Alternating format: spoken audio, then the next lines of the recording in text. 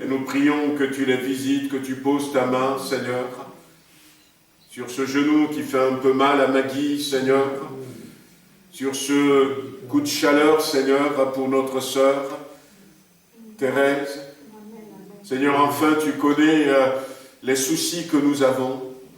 Nous les mettons devant ton trône et nous nous attendons à ton intervention dans le puissant nom de Jésus-Christ.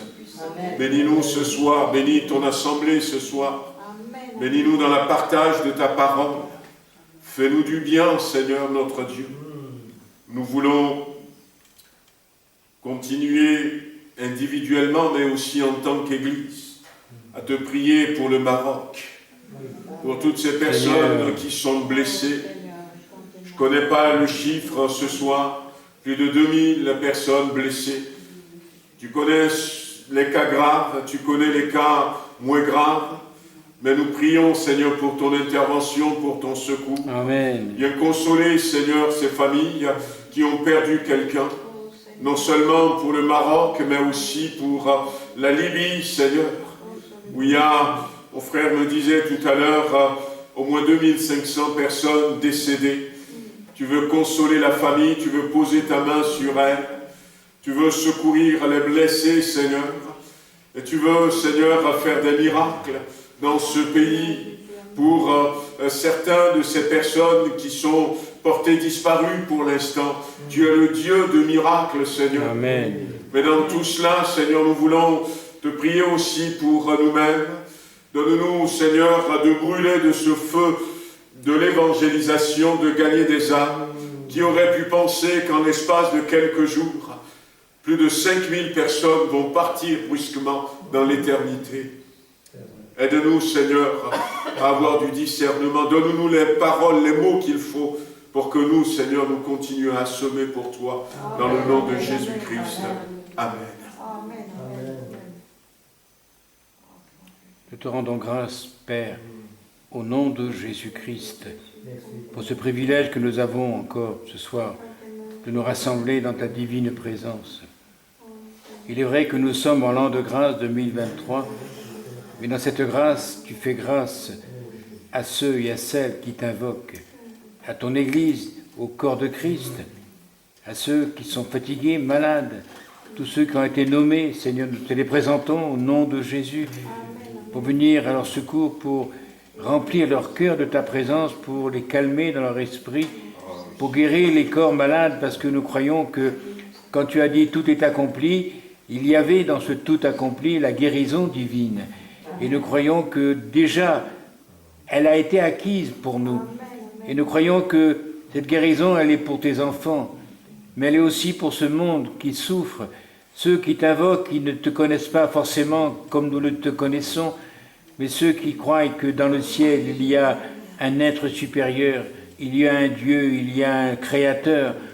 Tu vois, ces dramatiques situations en Libye, au Maroc, oh Seigneur, et en France, tous ceux qui se sont fait tuer, comme cette dame, avec une balle perdue, elle a perdu la vie. C'est terrible de ces mouvements de ténèbres, de démons qui circulent dans les rues. Ce policier qui a été frappé durement parce qu'il a fait une remarque à des jeunes. Oh Seigneur, combien de temps cela va durer?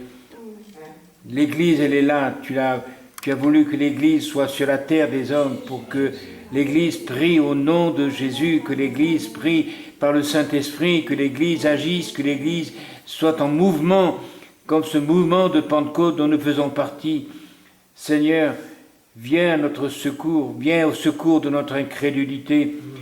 Quand cet homme t'a dit une seule parole, Seigneur, il suffit que tu dis une seule parole et mon serviteur sera guéri. Et une seule parole de toi, un seul geste, un seul cliquement d'œil peut-être, je ne sais pas, de toi, et tout est bouleversé, tout est transformé, toute maladie est guérie. Oui, souviens-toi, Seigneur, de Chantal, tu vois, Seigneur, sa situation difficile. Nous croyons, Seigneur, que tu veux parler à son cœur.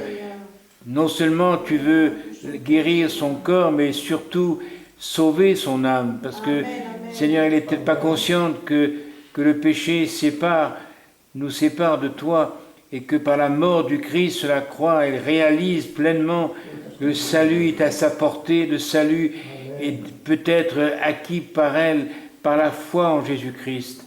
Merci pour nos bien-aimés comme Maurice, comme Seigneur Lily et Marie-Thérèse, Marie-Claire Grandin et d'autres encore que nous oublions. Mais Seigneur, nous croyons ce soir que tu écoutes nos prières et que tu nous exauces dans nos prières. Au nom de Jésus, Amen. Seigneur Jésus. C'est vrai, Seigneur, que tu entends nos prières, que tu es le Dieu, Seigneur, qui règne dans les cieux et sur la terre. Seigneur, c'est toi qui agis. Seigneur, nous ne savons pas pourquoi tous ces tremblements de terre, toutes ces inondations. Nous prions de bénir toutes ces âmes qui souffrent, Seigneur, de te révéler à leur cœur, et Seigneur, que vraiment il y ait un réveil, Seigneur, que se tourne vers toi, Seigneur, qui ne prie pas un faux Dieu, mais qui prie celui qui a créé le ciel et la terre. Seigneur, bénis tes enfants, bénir ces âmes qui se perdent, Seigneur. Sauve, Seigneur, guéris, Seigneur, encore Maurice, Mme Gonzalez, Seigneur, et que merci de la rassurer, de la bénir richement. Amen, merci, amen, Père, dans le nom amen. de Jésus. Amen, amen. Je veux te prier ce soir aussi pour Jean-Philippe. Seigneur, je te demande pour lui de poser ton doigt, ta main sur sa vie, de parler à son cœur et de dire peut-être des choses qu'il ne sait pas. Et que, Seigneur, son corps soit complètement renouvelé, complètement transformé par la puissance de ta main, par la puissance du Saint-Esprit. Bénis ce couple, Seigneur. Amen. Amen.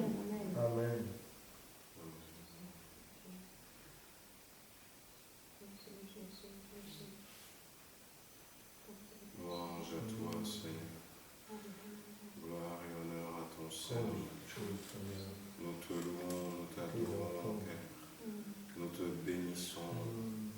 Nous voulons t'apporter ces personnes que nous n'avons pas encore vues depuis la rentrée. Seigneur, repose ta main sur chacune d'entre elles. Nous sommes dans ces moments difficiles, compliqués, où nous ne voulons pas, Seigneur, que certains soient distraits et que, Seigneur, ils ratent l'essentiel. Alors nous te prions dans le nom de Jésus-Christ. Alléluia. Pose ta main, Seigneur, sur ton assemblée, sur nos bien-aimés. Interviens dans le nom puissant de Jésus-Christ. Oh Seigneur, tu connais les besoins. Nous prions souvent pour les besoins physiques, les besoins de guérison. Mais nous te prions aussi pour les besoins spirituels. Prions pour ces besoins qu'il peut y avoir sur le plan sentimental, au professionnel, Amen. émotionnel. Nous les remettons entre tes mains. Nous demandons ton secours. Alléluia. Merci Seigneur. Amen.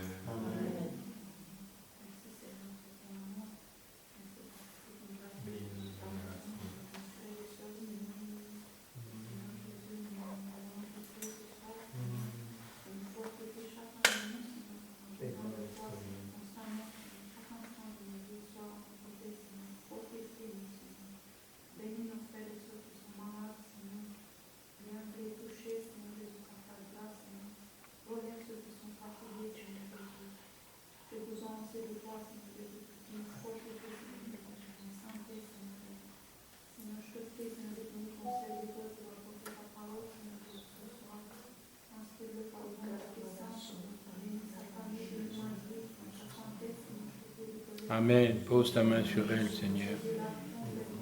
Donne-lui une santé florissante. C'est possible avec toi. Tout est possible avec toi, Seigneur. Tout est possible à celui qui croit.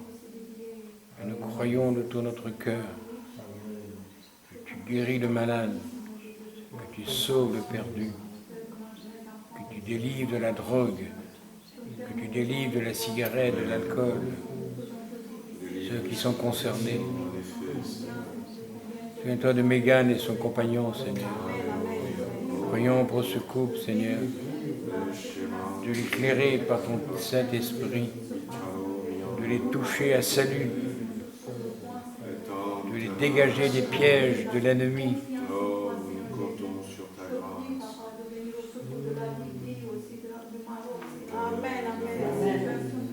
On ne sait pas pourquoi, Seigneur, tu as permis ce tremblement de terre. Tu as des raisons que nous ignorons. Et nous prions surtout pour ceux qui sont pleins de détresse, qui ont tout perdu, qui ont perdu leurs enfants, leurs femmes peut-être, qui ont perdu leur maison. Je te prie encore, Seigneur, par rapport à cette information qui a circulé à midi, par rapport à une église qui aurait des pratiques de dérive sectaire. Seigneur, protège-nous, garde-nous. Nous repoussons les plans de l'ennemi, que ces informations ne découragent pas les gens de se tourner vers toi.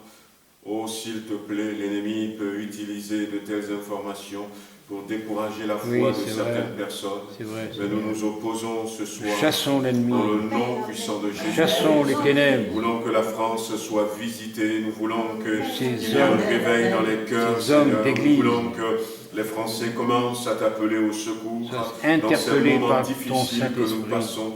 Alors, Seigneur, nous fermons, Seigneur, toute porte à l'ennemi et nous prions que tu le bénisses.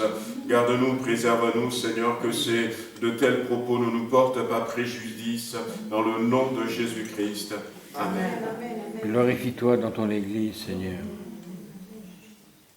Il n'y a pas d'amalgame, Seigneur, entre ces situations.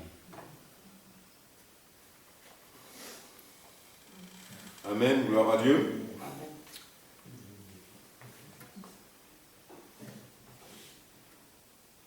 Alors on veut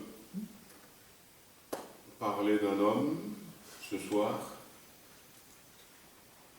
Son prénom c'est Pierre. Céphas.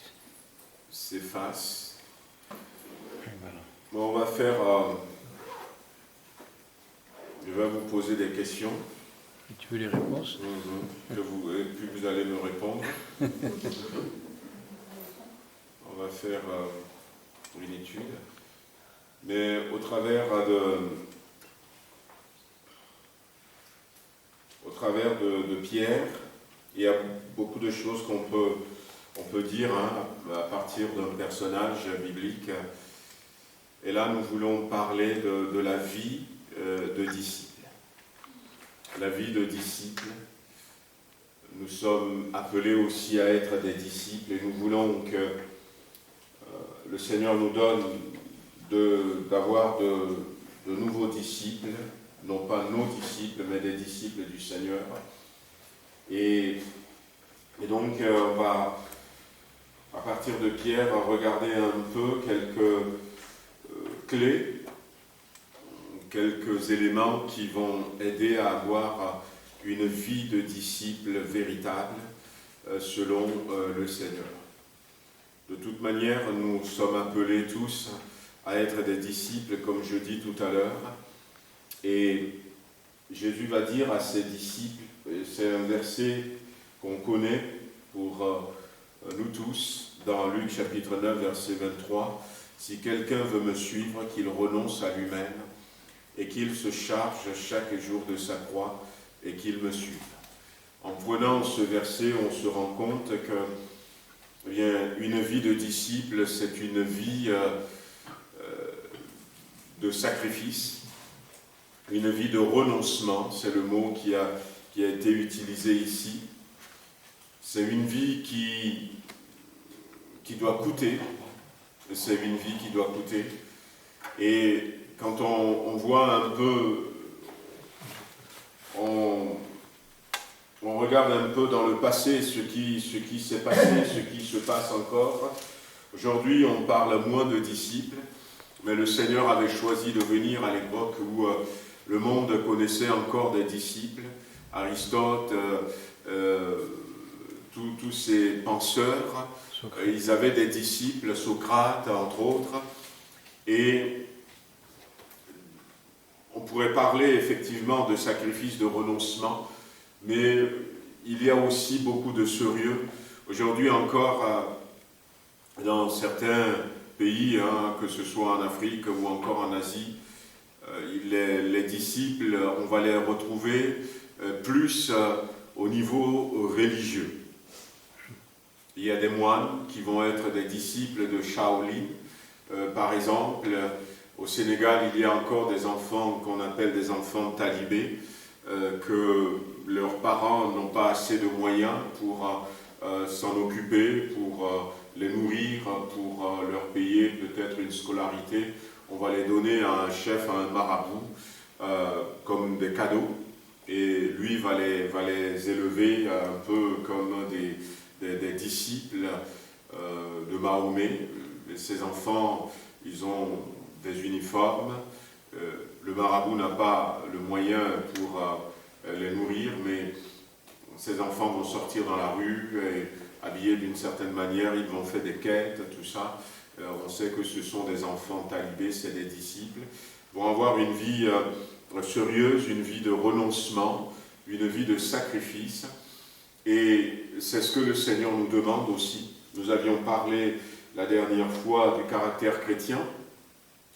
Nous avons parlé de l'héritage chrétien qui nous attend. Et la vie de disciple va nous aider à développer ces caractères chrétiens, mais aussi, quand le moment serait là, à prétendre à cette récompense que le Seigneur a préparée pour nous.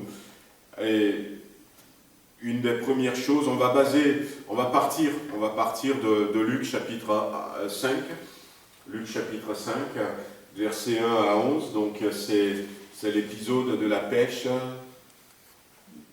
miraculeuse.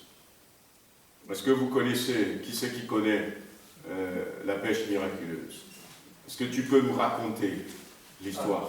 La pêche miraculeuse, les apôtres avaient pêché toute la nuit. Ouais. Ils n'ont rien rapporté. Donc ils allaient ramener le bateau au bord de la plage.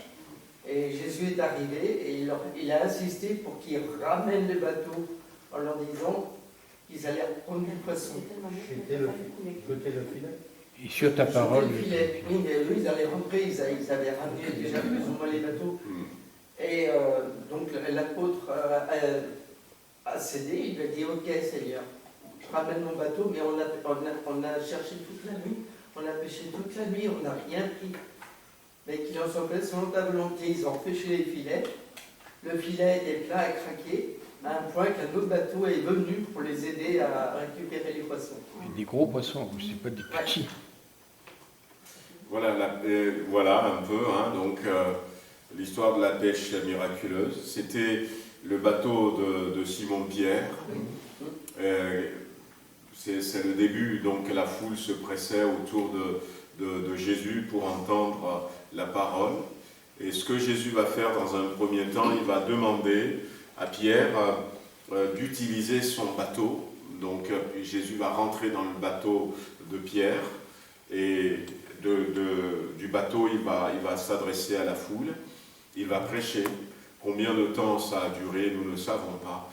Et après, Jésus va dire à nouveau à Pierre, comme disait tout à l'heure la sœur, d'amener le bateau un peu plus loin, de ne pas ranger, de ne pas rentrer. Ils ont travaillé effectivement toute la nuit.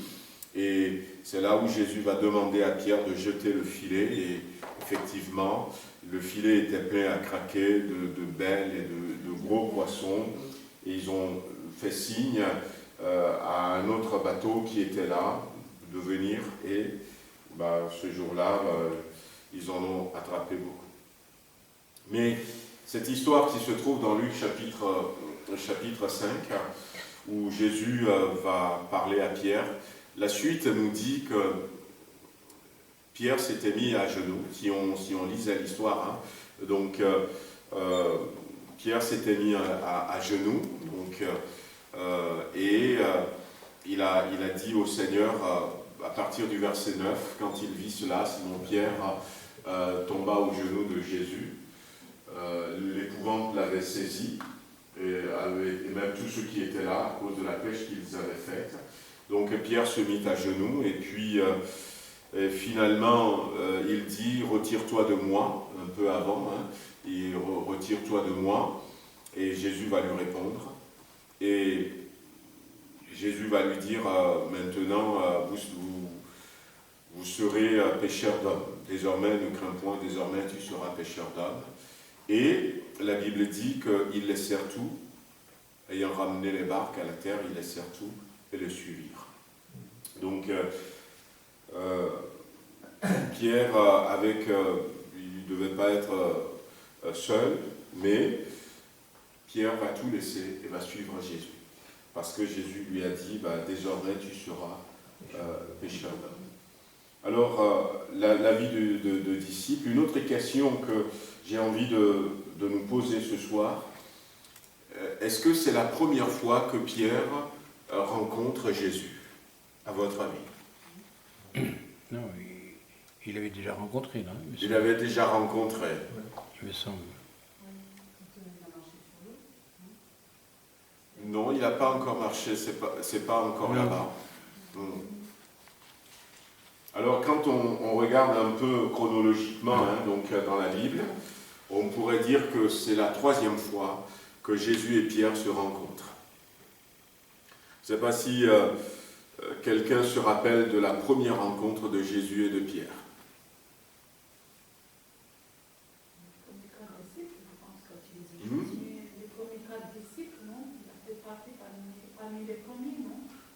Oui, et... C'est qu'il change de nom. C'est ça. C'est la première rencontre. Effectivement, c'est dans l'évangile de Jean. Jean va nous en parler. C'est là où, pour la toute première fois, Jésus va rencontrer Pierre. C'était André, le frère de Pierre, qui va amener, donc Jean chapitre 1 verset 40, qui va amener Pierre vers Jésus.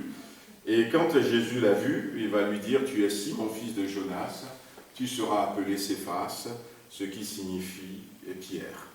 C'était la première rencontre.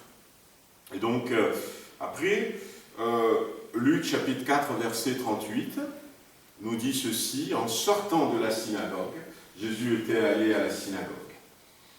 Alors pour ceux qui étaient en Israël avec nous, en sortant de la synagogue, il se rendit à la maison de Simon, la belle-mère de Simon avait une violente fièvre, et ils le prièrent en sa faveur. Ils le prièrent en sa faveur. Et la suite nous dit que Jésus est allé donc dans la maison, s'étant penché sur lui, sur elle, il menaça la fièvre, et finalement la fièvre la quitta. À l'instant, elle se leva et les servit. Donc, on est dans Luc chapitre 4.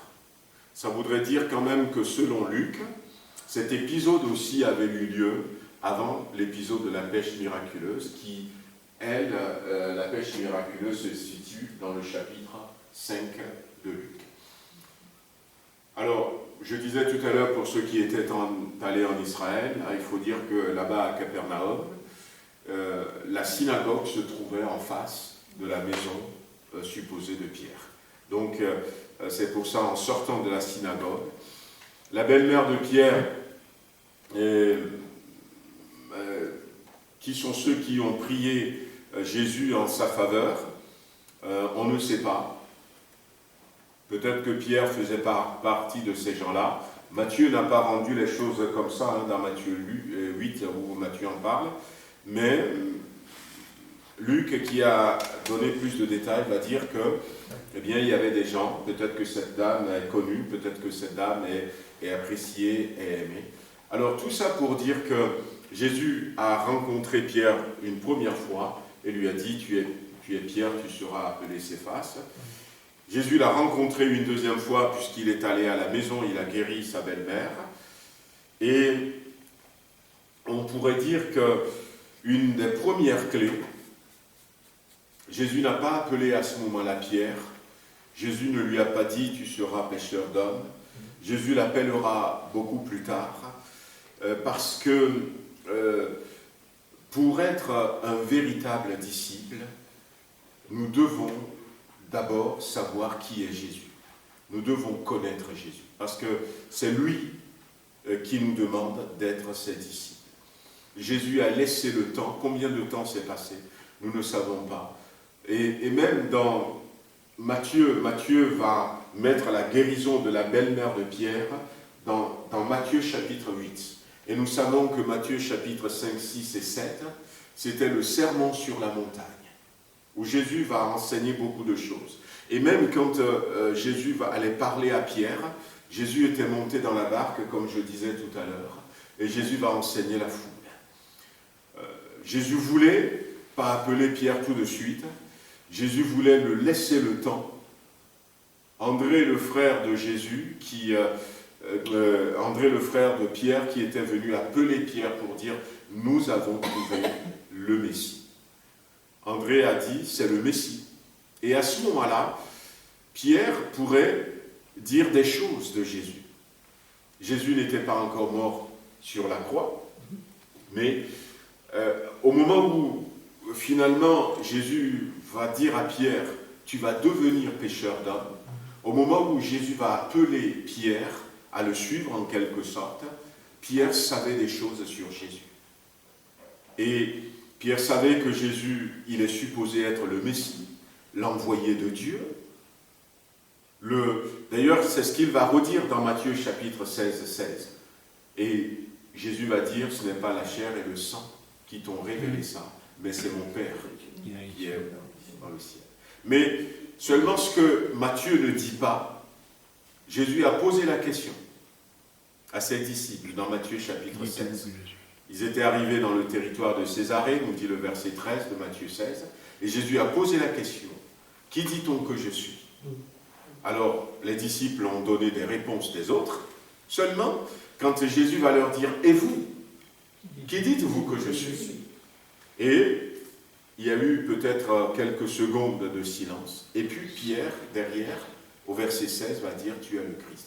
Et c'est vrai que Jésus a répondu « Tu es heureux, Simon-Pierre, parce que ce n'est pas la chair et le sang voilà, qui t'ont révélé cela, mais c'est mon Père qui est dans les cieux. » Seulement, la Bible ne dit pas à quel moment le Père a donné cette révélation à Pierre.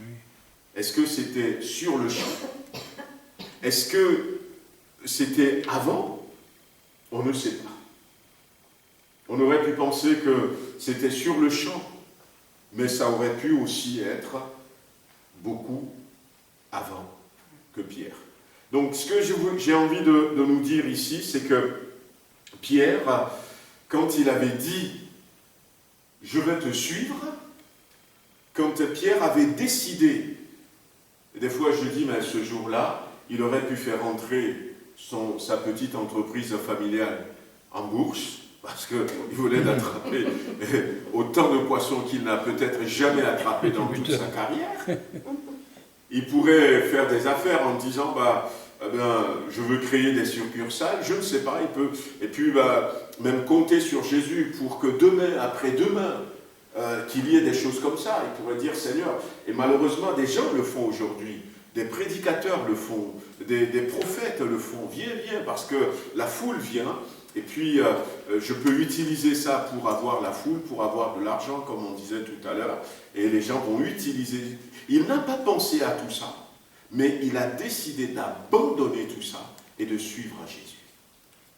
La vie de disciple va commencer pour Jésus, pour Pierre, mais c'était radical cette décision. Mais pourquoi ? Il n'allait pas suivre un inconnu. Jésus lui a laissé un peu de temps pour que Pierre sache qui il est. À ce moment-là, Pierre pourrait le redire, comme son frère lui a dit, que Jésus c'est le Messie, c'est l'envoyé de Dieu, quelqu'un qui est envoyé de Dieu. Il avait compris que Jésus n'était pas, quelqu'un comme les autres, mais que c'est un envoyé de Dieu. Il pourrait dire à ce moment-là que Jésus c'était un grand enseignant. Il pourrait dire aussi à ce moment-là que Jésus c'est quelqu'un qui a des perspectives célestes. C'est quelqu'un qui vous entraîne en dehors de la terre et qui vous amène jusqu'au ciel. Et même, il pourrait dire aussi, puisqu'on ne l'a pas lu tout à l'heure, à la fin de Jean chapitre 4, le verset 40, par exemple, 40, 41, 42, la Bible va parler de guérison, avant même de parler de la pêche miraculeuse. Il a vu, mais quel genre de guérison? Des gens qui ont été guéris de cancer, des gens qui ont été guéris de lèpre. La Bible ne donne pas de détails. Il avait une certaine connaissance de Jésus. Pourquoi est-ce que j'en parle? Parce que nous, on se limite souvent. Quand on nous pose la question, c'est qui Jésus? C'est le Sauveur du monde. C'est la réponse. Mais en détail, qui est Jésus? Qui est Jésus? Et pour être un véritable disciple, eh bien, nous devons savoir qui est véritablement Jésus-Christ. Et recherchons à savoir qui est véritablement Jésus-Christ. Par exemple, certaines personnes vont se présenter. Eh bien, aujourd'hui, je regardais c'est un pasteur qui avait envoyé une petite vidéo, et puis il disait c'est basé sur une histoire vraie. C'est basé sur une histoire vraie. Et alors c'était une petite vidéo peut-être pour interpeller une ou deux personnes, où une dame qui était sage femme voulait à tout prix devenir célèbre, et puis un de ses collègues lui a dit je suis dans une secte, et si tu veux devenir célèbre, il faut venir. Et elle a été dans cette secte, et puis elle avait rencontré un démon, un esprit, qui a dit je peux te rendre célèbre. La seule chose, c'est que quand tu accouches des femmes, il faut que tu me donnes leur placenta. Et elle était d'accord. Mais sauf qu'il y a un délai, un certain nombre. Puis, une fois, elle a manqué. Elle a manqué le nombre. Elle a manqué le nombre. Et elle a, je ne sais pas comment elle avait fait, elle avait remplacé quand même un ou deux placentas avec des placentas de brebis dans le lot qu'elle avait donné. Et là, l'esprit lui dit, tu ne me connais pas. On ne me triche pas. On ne me ment pas. Ça, elle ne le savait pas au départ. Et malheureusement, l'esprit l'a tué. C'est peut-être une histoire vraie qui s'est passée quelque part en Afrique, je ne sais pas. C'est un pasteur africain togolais qui l'a envoyé sur le groupe. Bon, quand j'avais vu l'histoire vraie, si je savais que c'est ça, peut-être que je ne le verrais pas, mais bon, je l'utilise comme illustration ce soir. Et de l'autre côté, on pourrait être surpris, comme Jésus va le dire dans Jean chapitre 14, en disant à un de ses disciples, « Ça fait longtemps que je suis avec toi, et tu ne me connais pas. » Parce que des fois, est-ce qu'on peut mentir à Jésus? Mais il y a des chrétiens qui mentent à Jésus. Est-ce qu'on peut lui dire, d'ailleurs c'était bien Salomon qui va dire, ne te précipite pas à faire un vœu à l'Éternel. Voilà, réfléchis avant. Parce que Dieu est au ciel et toi tu es sur la terre. Et si tu fais un vœu à l'Éternel, il faut à tout prix ne tarde pas à l'accomplir. Mais combien de fois nous on vient et on fait des vœux à Dieu, mais on ne l'accomplit pas, parce qu'on ne le connaît pas. On ne le connaît pas. Et Jésus a voulu que Pierre, avant de s'engager, sache qui je suis. Je crois que c'est ça. Mais sache aussi, je crois, de quoi je suis capable. Je crois que je suis capable. Parce que, mettez-vous à la place de Pierre. C'est un homme expérimenté en matière de pêche. Et la connaissance et l'expérience qu'il avait n'avaient pas suffi ce jour-là à attraper un seul poisson. Et à ce moment-là, arrive un charpentier devenu prédicateur qui vous dit « Faites comme ça ». Et en plus de ça, eh bien, Pierre, on l'a vu dans son caractère, il était quelqu'un d'impulsif. Il était quelqu'un qui ne se laisse pas faire facilement. Mais là, Pierre qui accepte. d'avancer sa barque et de jeter le filet, de suivre les conseils de ce charpentier devenu prédicateur. Et oui, je crois que Jésus a réussi. Ouais, parce que, et là on a aussi une leçon. Première leçon, nous devons savoir qui est Jésus. Donc, ne perdons pas le temps, on ne le connaît pas. Jésus va le dire à ses disciples, je crois qu'il n'y a pas que Thomas seul, Philippe seul, mais il y en a d'autres. Et on a besoin d'apprendre à le connaître encore, à le connaître dans son intimité, à le connaître parce que il y a longtemps on nous avait dit que Dieu était un père fouettard, alors que Dieu n'est pas comme ça. On avait dessiné un vieillard avec une barbe blanche, mais non, quand vous le verrez, vous serez surpris. Il n'est pas du tout comme ça, mon Père céleste. Il est extraordinaire. Et puis, des fois, on peut penser que Jésus, c'est le sauveur, on est dans le temps de la grâce. Mais non, il faut apprendre à le connaître. Mais une autre leçon qui va nous aider, une autre clé, à vivre une véritable vie de disciple, le fait est que Pierre, finalement, va accepter ce que Jésus lui a dit. Eh bien, ça nous montre maintenant Jésus. Eh bien, je crois qu'avant même que Jésus lui dise « Suis-moi », d'une manière ou d'une autre, Jésus voulait savoir, celui qui veut être mon disciple, quel que soit son niveau intellectuel, est-ce qu'il est prêt à faire ce que je lui demande? Est-ce qu'il est prêt à faire ce que je lui demande? Est-ce qu'il est prêt à laisser ses diplômes de docteur, de bachelor, je ne sais pas, d'ingénieur? Est-ce qu'il est prêt à laisser de côté son expérience?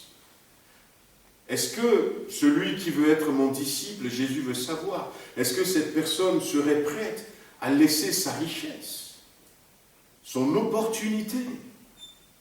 Puisque le verset que nous avions cité en tout premier, en disant, Luc chapitre 9, verset 23, « Si quelqu'un veut me suivre », ça Jésus le dira beaucoup plus tard, « Si quelqu'un veut me suivre, qu'il renonce à lui-même et qu'il se charge chaque jour de sa croix et qu'il me suive. » Mais avant de nous dire ça, avant de les choisir, tous ces disciples, Jésus voulait savoir, eh bien, si celui-là, si celle-là, serait prête à me suivre.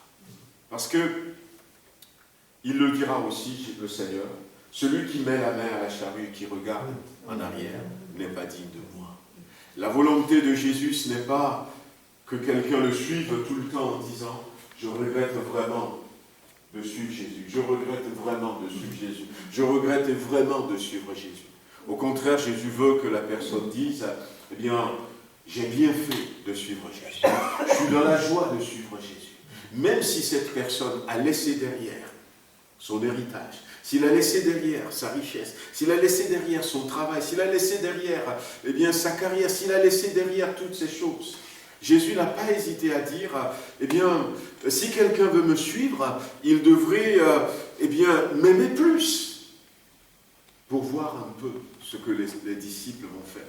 Il devait se séparer, non pas se séparer de tous ses bien-aimés, mais il devait renoncer à toutes ces choses. L'apôtre Paul nous dira dans Philippiens chapitre 3, par exemple, qu'il fait quelque chose, tout ce qui était important pour lui, il a laissé de côté. Alors, on n'a pas vu Jésus lui demander, mais Jésus l'a choisi parce que Jésus savait que quand le moment sera venu, il serait prêt à laisser tout ce qui lui rapportait quelque chose, comme Pierre l'avait fait. Jésus voulait savoir si eh bien, nous sommes prêts à faire ce qu'il nous demande. Même si des fois souvent, dans certains cas, ça peut être même chaque fois. Oui, ce qu'il nous demande est contraire à ce que nous avions appris, est contraire à ce que nous savons. Est-ce que nous sommes prêts à le faire? Est-ce que nous sommes prêts à le faire? Parce que les objectifs de Dieu ne sont pas nos objectifs. Et Jésus va le faire avec Pierre. Et Pierre a réussi le test. On ne le voit pas peut-être toujours comme ça. Et on peut se poser encore une autre question. Mais au fond, qu'est-ce qui avait poussé Pierre à faire ça? Qu'est-ce qui vraiment poussé Jésus à faire, Pierre à faire ça tout à coup? Est-ce que c'est simplement ce qu'il avait vu? Moi, je pense que oui. Ouais. Je pense que oui, parce que peut-être qu'il y a eu déjà, comment l'appelle-t-on, il y a eu déjà tous ces épisodes que j'avais cités. Mais on se rend compte dans ce passage de Luc chapitre 5, versets 1 à 11, que Pierre va utiliser pour désigner Jésus, non pas fils de charpentier, non pas charpentier, non même pas prédicateur, mais il va le désigner maître. Maître. Maître. Il a compris quelque chose. Il a compris un maître, ou encore aujourd'hui, on peut le ramener Seigneur. Seigneur. Pierre a compris les choses. C'est vrai que son caractère ne va pas le lâcher tout de suite, mais, et d'ailleurs c'est pour ça aussi que Jésus ne va pas lâcher Pierre. Jésus ne l'a pas lâché. C'est vrai que son caractère sera toujours là, mais Jésus ne va pas du tout le lâcher. Il a dit ce qu'il a dit. Master, maître. Nous avons travaillé dur toute la nuit. Et nous n'avons attrapé, je suis au verset 5, dans Luc chapitre 5, nous n'avons rien attrapé, mais selon ta parole.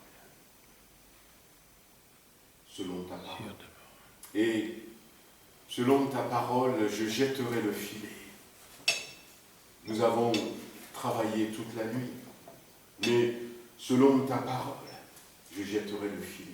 Ce verset, cette réponse de Pierre est peut-être très simple pour nous, mais eh bien, ce verset est profond. Ce verset est profond, pourquoi? Parce que Pierre dit dans ce verset, selon ta parole. Il va l'appeler maître et va lui dire, selon ta parole. Maître, selon ta parole. Oui, sûr. Et beaucoup plus tard. Et c'est pour ça que je vous disais tout à l'heure que Pierre, Jésus lui a dit ça comme ça. Peut-être que Jésus vous a dit quelque chose le jour de votre baptême, le jour de votre conversion. Mais j'ai l'impression que Pierre n'avait pas lâché ce que Jésus lui a dit. Tu es Simon, fils de Jonas. Il me connaît, il connaît mon présent, il connaît mon passé, mon papa, connaît son prénom, fils de Jonas. Tu seras appelé Céphas. Jésus n'avait pas lâché cette parole. Et à quel moment il y a eu la révélation, nous ne savons pas. Mais il va dire ici, maître, ta parole. Or, Jean va nous dire, au commencement était la parole. Et la parole était avec Dieu. Et la parole était Dieu. Maître, ta parole. Selon ta parole. Maître, selon ta parole. Jetez le filet. Jetez le filet. Va un peu plus loin. Va avancer en pleine eau. Et jetez le filet pour pêcher. Pour pêcher. C'est ce que Jésus leur avait dit. Avance en pleine eau. Et jetez vos filets pour pêcher. Non pas pour les ramener à vide, mais pour attraper quelque chose. Et lui, tout à coup, il lui dit, Maître, selon ta parole. Est-ce qu'il savait déjà qu'au commencement était la parole? La parole était auprès de Dieu, la parole était Dieu. Et par elle, toutes choses ont été créées. Il avait peut-être déjà compris que la parole de Jésus-Christ, c'est une parole qui donne vie. De vie. Il avait peut-être déjà entendu Jésus dire à un aveugle, je le veux, vois, je le veux, sois pur. Lève-toi, puisqu'il y a eu des guérisons. C'est ce qu'on avait dit dans Luc chapitre 4, verset 40.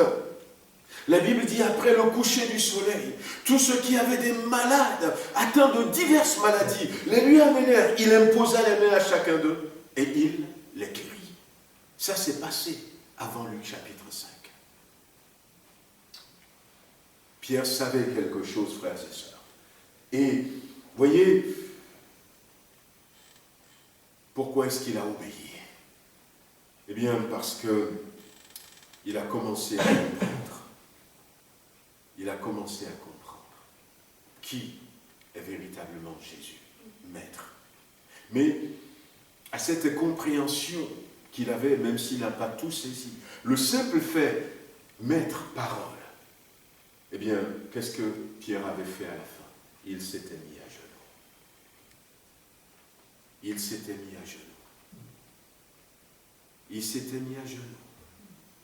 Eh bien, la véritable vie de disciple va nous demander toujours de nous humilier devant le Seigneur. Humiliez-vous sous la main puissante du Saint-Esprit, nous conseille la Bible.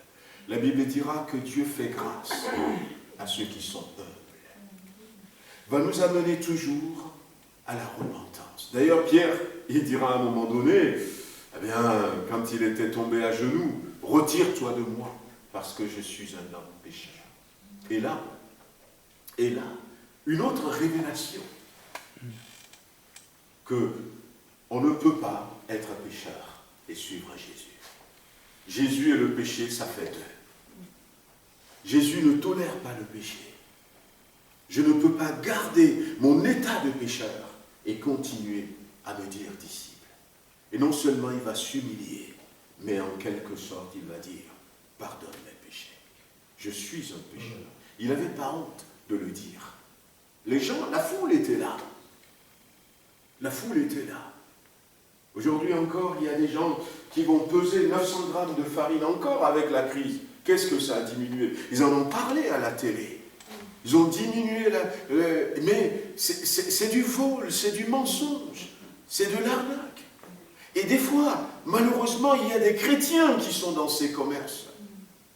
Une fois, j'étais à côté, eh bien, d'une de mes cousines qui vendait des tissus à l'époque. Et c'était comment appelle-t-on, à Cotonou, au Bénin. Et j'ai été la visiter au marché où elle vendait. Et puis il y avait une dame qui était venue pour acheter un tissu. Alors elle a dit, ce tissu, ça coûte, je ne sais pas quoi, au lieu que le tissu devait coûter peut-être, disons, de 3 €, elle a dit 15 €. Ouais. Et la dame a dit, mais c'est cher, hein? Écoute, c'est un tissu de qualité. Tu vois mon frère là, il arrive du Togo, c'est d'ailleurs lui qui me l'a ramené, devant moi comme ça. Et puis, je dis,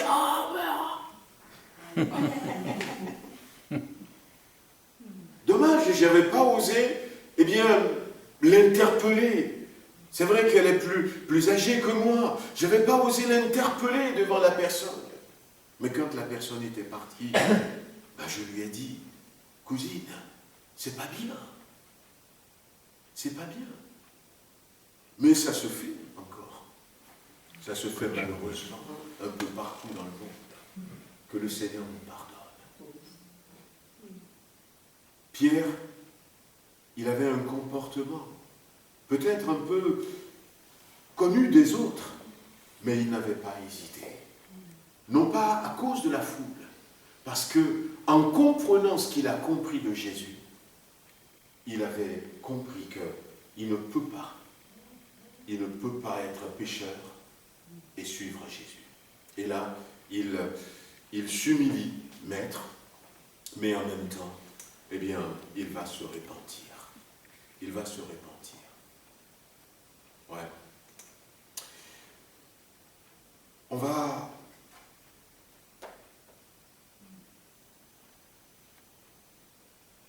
voir autre chose.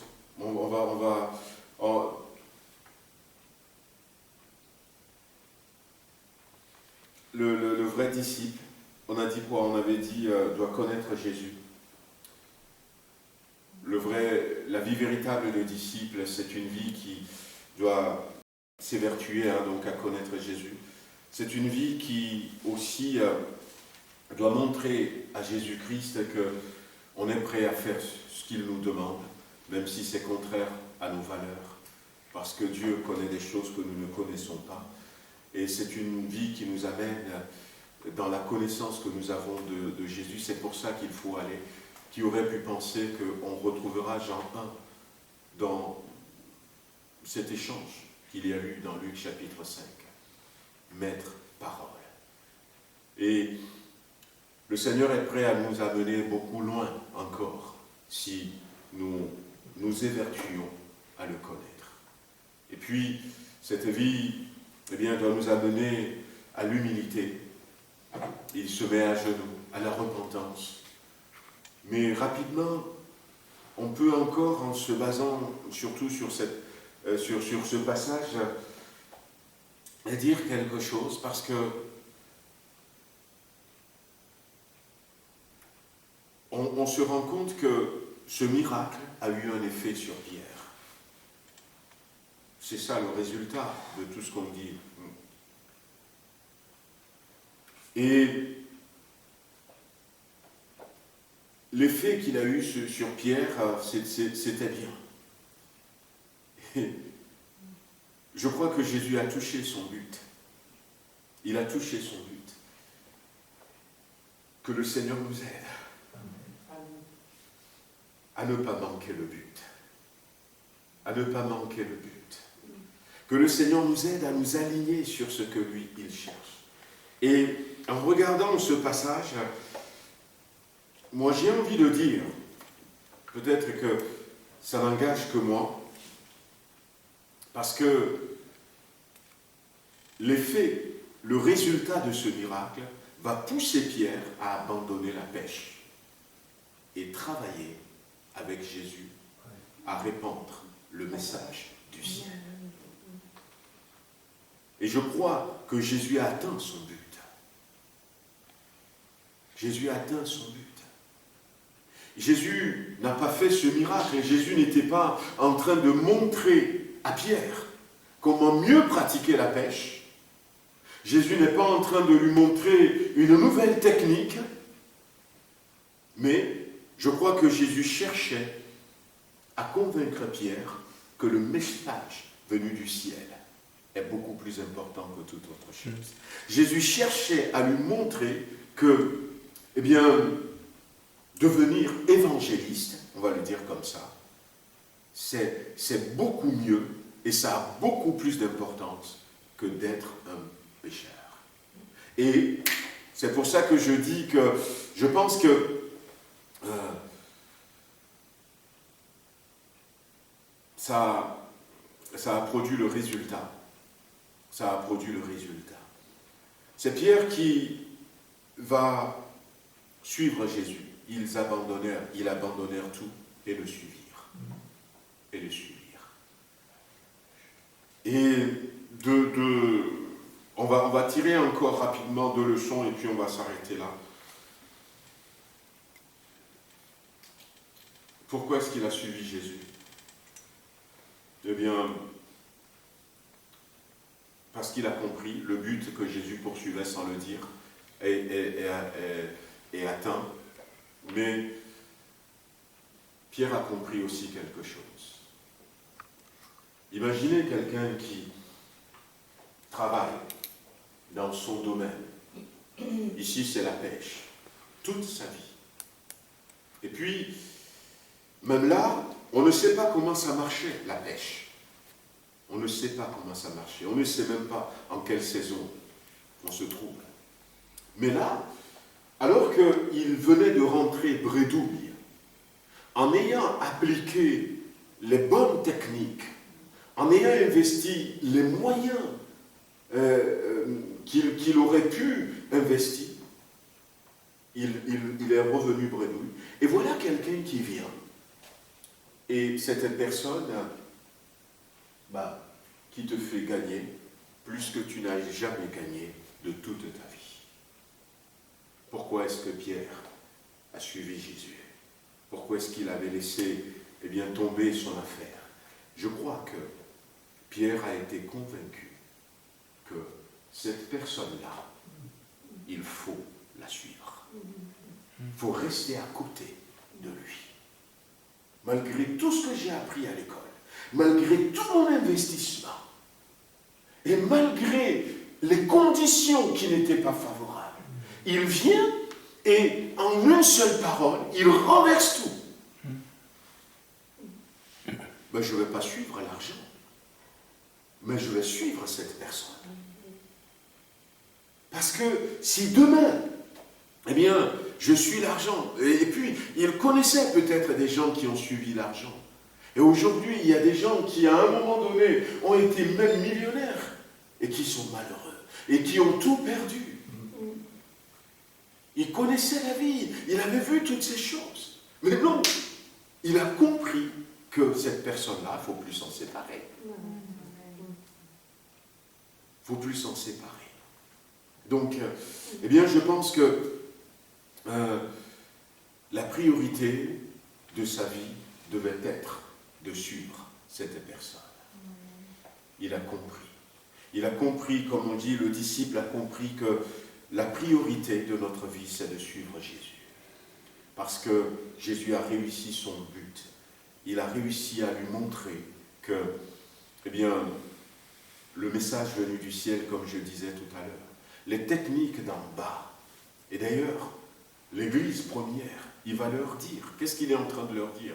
Ne partez pas de Jérusalem, attendez la promesse du Père, car vous recevrez une puissance. Le Saint-Esprit, l'Église va grandir, non pas, certes, on va utiliser peut-être nos acquis, on va utiliser nos pieds et nos jambes, on va utiliser notre argent, mais ce qui va faire réussir la propagation de l'Évangile et ce qui va faire réussir l'Église, c'est ce qui est venu d'en haut.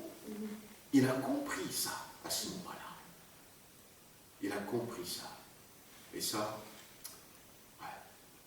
il ne voulait pas faire autre chose. Il a compris. Et il a tout laissé. Et il a suivi Jésus. Et puis, la dernière leçon que je voulais peut-être qu'on retire pour que nous soyons de véritables disciples, c'est que, pour être de véritables disciples, pour que toutes ces choses puissent venir dans notre vie, nous avons besoin de la foi et de l'obéissance. Parce que il y a l'obéissance, dans ça, il a obéi, mais il y a aussi la foi. Il y a eu aussi la foi. La foi que, en faisant ce qu'il me dit, il y aura du résultat. La foi que, si je le suis, si je deviens son disciple, je ne manquerai de rien. Je ne manquerai de rien. C'était une très très bonne préparation à la vie de disciple.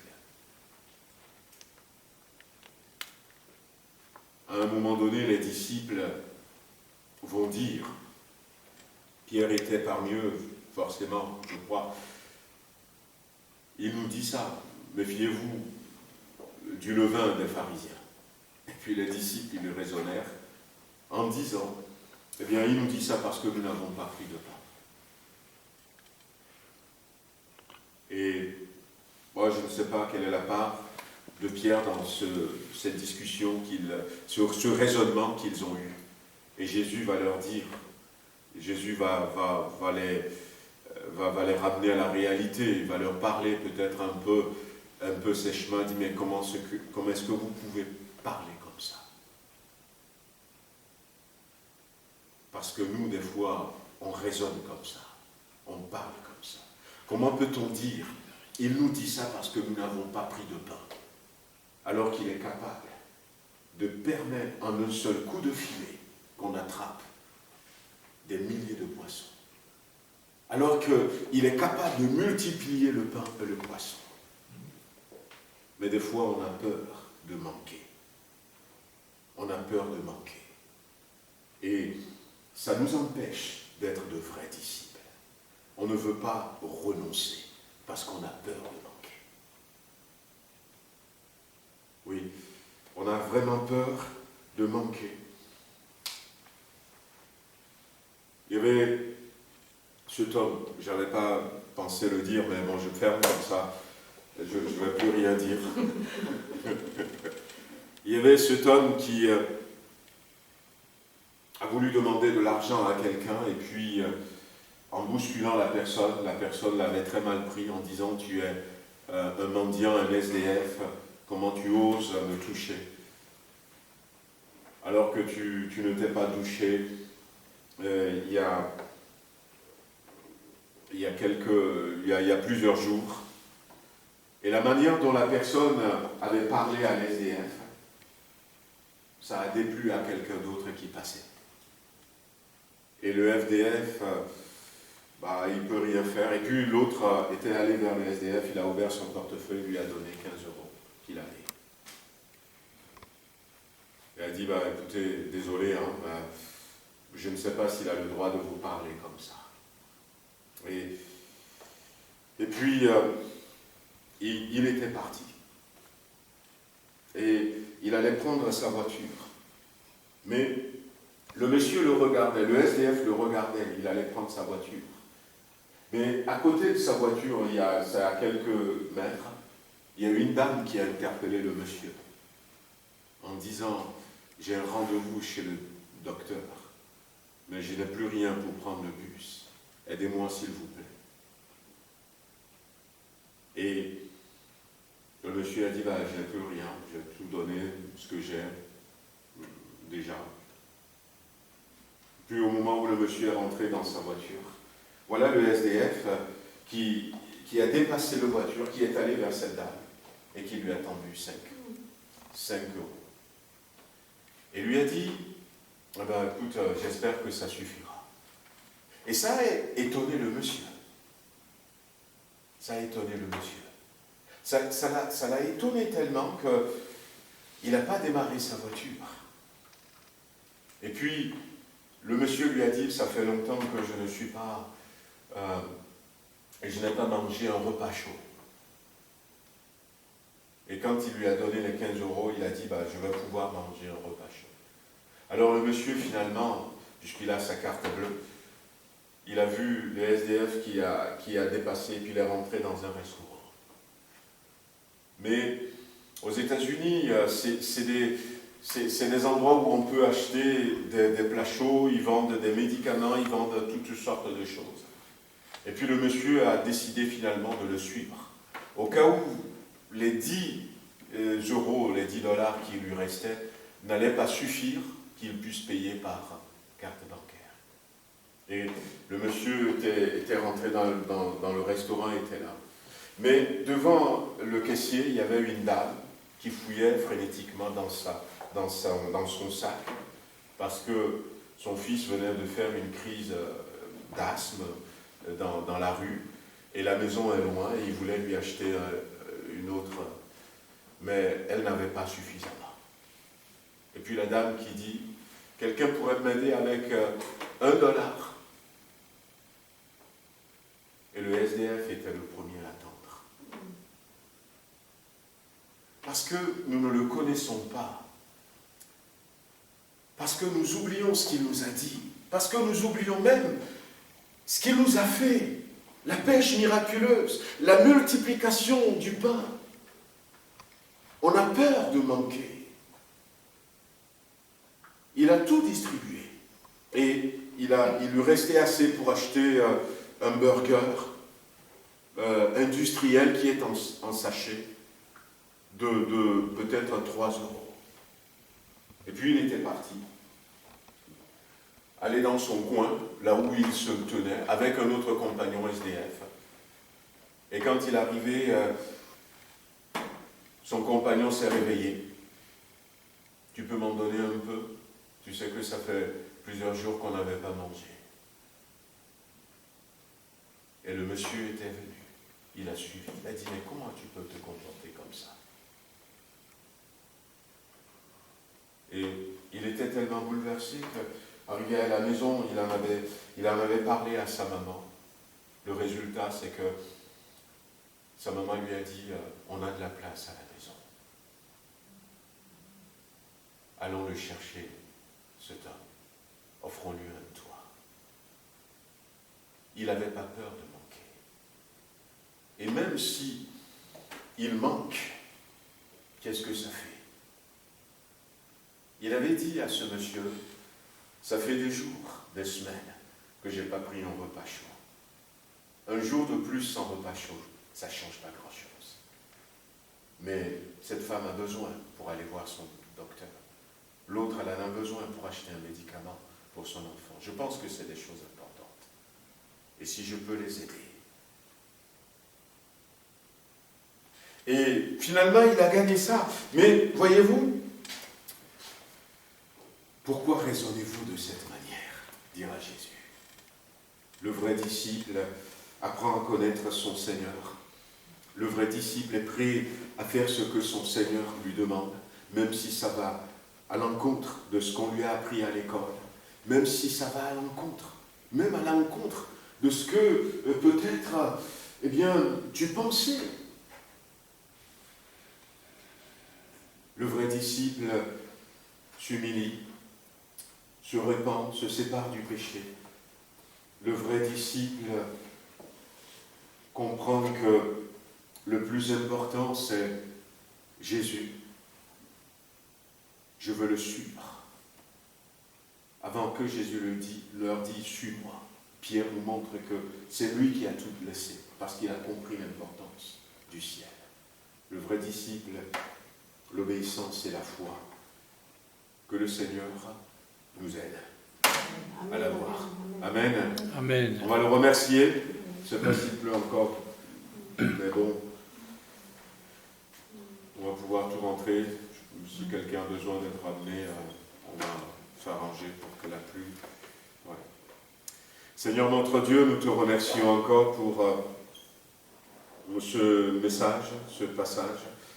Nous avions vu finalement que tu ne vas pas lâcher Pierre. Même qu'il t'a renié à un moment donné.